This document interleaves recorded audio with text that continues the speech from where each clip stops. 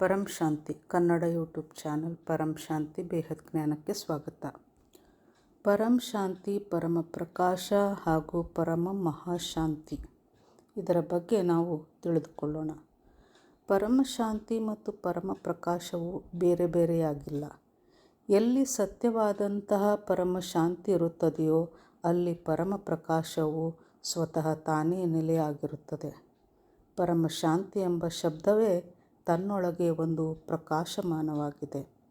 ಪರಮ ಪ್ರಕಾಶವು ಆತ್ಮದ ಪರಮ ಶಕ್ತಿಯಾಗಿದೆ.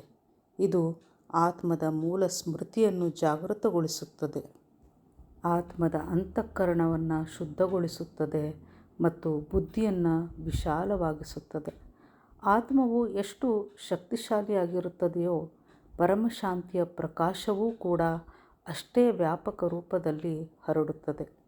ಈ ಜ್ಞಾನದಲ್ಲಿ ಪರಮಶಾಂತಿಯ ಸ್ಥಿತಿಗಳನ್ನು ಸಹ ನಾವು ತಿಳಿದುಕೊಳ್ಳಬಹುದಾಗಿದೆ. ಪರಮ ಶಾಂತಿ ಅನ್ನೋದು ವೈಯಕ್ತಿಕ ಹಾಗೂ ಮನೆಯ ಹೊರಗಿನ, ಅಂದರೆ ಮನೆಯ ಸೀಮೆಯಲ್ಲಿರುವಂತಹ ಶಾಂತಿ. ಬೇಹದಿನ ಪರಮಶಾಂತಿ ಅಂದರೆ ಸೀಮೆಗಳಿಂದ, ಗಡಿಗಳಿಂದ ಹೊರಗೆ ಹರಡುವಂತಹ ಶಾಂತಿಯಾಗಿದೆ. ಇನ್ನು ಬೇಹದ್ ಪರಮ ಮಹಾಶಾಂತಿ ಅಂದರೆ ಅನಂತ ದಿಕ್ಕುಗಳು, ಅನಂತ ಲೋಕಗಳು ಮತ್ತು ಅನಂತ ಸೃಷ್ಟಿಯಲ್ಲಿ ಹರಡುವಂತಹ ಶಾಂತಿಯಾಗಿದೆ. ಪರಮಶಾಂತಿ ಎಂದಾಗ ಅದರ ವೈಬ್ರೇಷನ್, ಅದರ ಕಂಪನಗಳು ಮನೆಯನ್ನು ತುಂಬಿಕೊಳ್ಳುತ್ತವೆ. ಬೇಹದಿನ ಪರಮಶಾಂತಿ ಅಂದಾಗ ಮನೆಯಿಂದ ಆಚೆ ವಿಶಾಲವಾಗಿ ಅದು ಹರಡುತ್ತಾ ಹೋಗುತ್ತದೆ. ಅದಕ್ಕೆ ಎಲ್ಲೆಯೇ ಇರುವುದಿಲ್ಲ.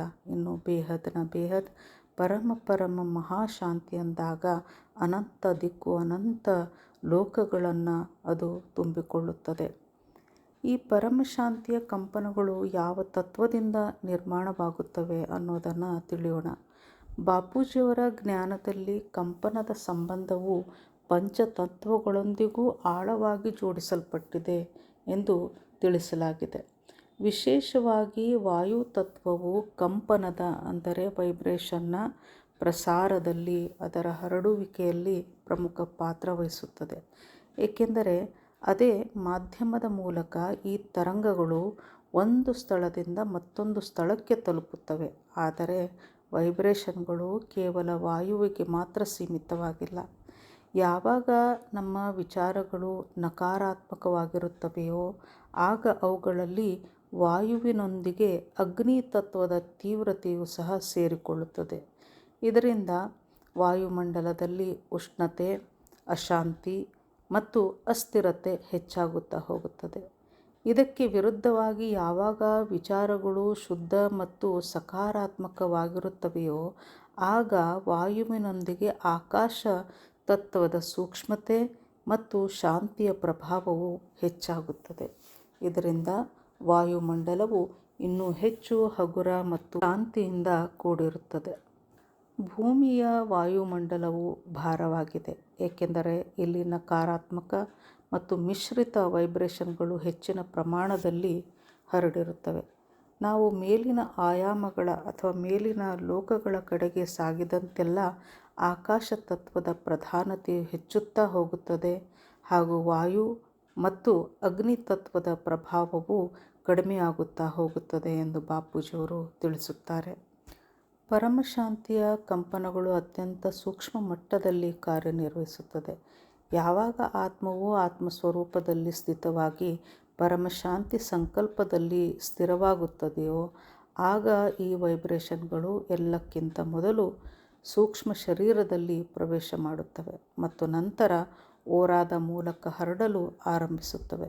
ನಿರಂತರ ಜಪ ಮತ್ತು ಸಂಕಲ್ಪದಿಂದ ಈ ಶಕ್ತಿಯು ಕ್ರಮೇಣವಾಗಿ ಸ್ಥೂಲ ಶರೀರದವರೆಗೆ ತಲುಪುತ್ತದೆ ಮತ್ತು ಶರೀರದ ಪ್ರತಿಯೊಂದು ಜೀವಕೋಶವು, ಅಂದರೆ ಪ್ರತಿಯೊಂದು ಸೆಲ್ಗಳು ಇದನ್ನು ಗ್ರಹಿಸಲು ಆರಂಭಿಸುತ್ತದೆ. ವಿಶೇಷವಾಗಿ ಪಂಚತತ್ವಗಳು, ಅಂದರೆ ಜಲ, ವಾಯು, ಪೃಥ್ವಿ, ಅಗ್ನಿ ಮತ್ತು ಆಕಾಶ ತತ್ವ ಈ ಕಂಪನಗಳಿಂದ ಪ್ರಭಾವಿತಗೊಂಡು ಶುದ್ಧ ಮತ್ತು ಸಮತೋಲನವಾಗಲು ಆರಂಭವಾಗುತ್ತವೆ. ಇದರಿಂದ ಶರೀರದಲ್ಲಿ ಹಗುರತನ ಮತ್ತು ಶಾಂತಿಯ ಅನುಭವವಾಗತೊಡಗುತ್ತದೆ. ಪರಮಶಾಂತಿಯ ಅತ್ಯಂತ ಆಳವಾದ ಪ್ರಭಾವವು ಕಾರಣ ಶರೀರದ ಮೇಲೆ ಬೀಳುತ್ತದೆ. ಕಾರಣ ಶರೀರದಲ್ಲಿ ನಮ್ಮ ಅನೇಕ ಜನ್ಮಗಳ ಸಂಸ್ಕಾರಗಳು ಮತ್ತು ಕರ್ಮಗಳು ದಾಖಲೆಯಾಗಿರುತ್ತವೆ, ಸಂಚಿತವಾಗಿರುತ್ತವೆ. ಯಾವಾಗ ಪರಮಶಾಂತಿಯ ಕಂಪನ ಮತ್ತು ಪ್ರಕಾಶ ಕಾರಣ ಶರೀರದವರೆಗೆ ತಲುಪುತ್ತದೆಯೋ ಆಗ ಹಳೆಯ ಸಂಸ್ಕಾರಗಳು ಅಳಿಸಿ ಹೋಗುತ್ತಾ ಕ್ರಮೇಣವಾಗಿ ಎಲ್ಲವೂ ನಾಶ ಹೊಂದುತ್ತವೆ. ಕರ್ಮಗಳ ಹೊರೆ ಕಡಿಮೆಯಾಗುತ್ತದೆ ಮತ್ತು ವಿಕರ್ಮ ವಿನಾಶದ ಪ್ರಕ್ರಿಯೆಯು ಆರಂಭವಾಗುತ್ತದೆ. ಈ ಪ್ರಕಾರವಾಗಿ ಪರಮಶಾಂತಿಯು ಕೇವಲ ಒಂದು ಭಾವನೆಯಲ್ಲ, ಬದಲಿಗೆ ಆತ್ಮದ ಆಳದಲ್ಲಿ ಕಾರ್ಯನಿರ್ವಹಿಸುವ ಒಂದು ಶುದ್ಧೀಕರಣ ಶಕ್ತಿಯಾಗಿರುತ್ತದೆ. परम शांति बेहद की परम शांति। क्या है अस्तित्व का अंतिम सत्य? किसने खोला अनंत ज्ञान का द्वार? 2026 में होगा रहस्य का उद्घाटन। परम शांति, अंतिम परम सत्य। बापूजी दशरथ भाई पटेल के जीवन पर आधारित आध्यात्मिक जीवनी जलरा रही है। जुड़े रहिए।